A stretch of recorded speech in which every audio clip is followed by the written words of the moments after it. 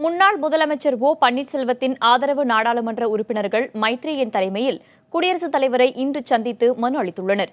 இதுகுறித்து மைத்ரேயனுடன் நமது செய்தியாளர் ஹனிகுமார் நடத்திய கலந்துரையாடலை பார்க்கலாம். அதிமுக எம்பிக்கள் நாடாளுமன்ற உறுப்பினர் மைத்ரேயன் தலைமையில் குடியரசுத் தலைவர் சந்தித்து மனு அளித்திருக்கிறார்கள். இது குறித்து நம்ம அவரிடம் கேட்கலாம்.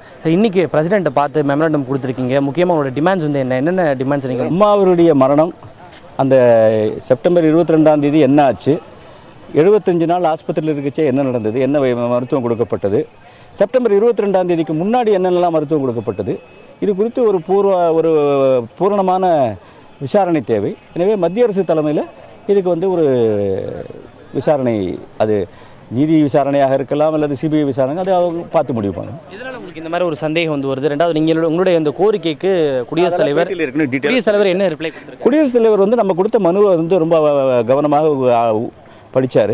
அதில் பல இடங்களில் அவர் தன்னுடைய பேனாவாலேயே அண்டர்லைன் பண்ணி நோட் பண்ணிக்கிட்டு இருக்காரு.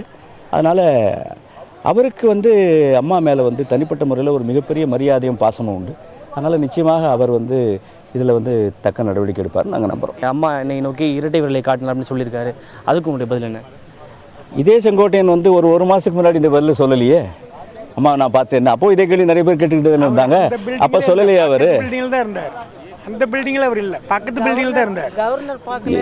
எனக்கு ஒரு டவுட், செங்கோட்டையன் சின்னம்மா கூட பார்த்துருப்பாரா, சசிகலாவை பார்த்துருப்பாரான்னு டவுட் எனக்கு. அவர் அம்மாவை பார்க்கறது அப்புறமா முழுக்க அந்த ஆஸ்பத்திரியில் செங்கோட்டையன் அந்த ஃப்ளோர். அதிமுக பொதுச் செயலாளர் விவகாரம் தொடர்பாக டிடிவி தினகரன் அவர்கள் இன்னைக்கு ரிப்ளை கொடுத்துருக்காங்க.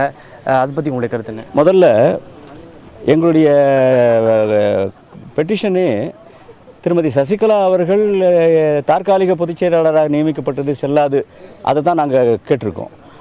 அப்போ அவங்க தற்காலிக பொதுச் செயலாளராக நியமிக்கப்படுறது செல்லாதுன்னு சொல்லச்சு, ஒரு அதிகாரப்பூர்வமற்ற சட்டவிரோதமாக இருந்த ஒரு தற்காலிக பொதுச் செயலாளர் அவர்களால் நியமிக்கப்பட்ட ஒரு துணை பொதுச் செயலாளருக்கு பதிலுக்கு அவருடைய இதுக்கெல்லாம் நான் பதில் சொல்லணும்னு அவசியம் கிடையாது.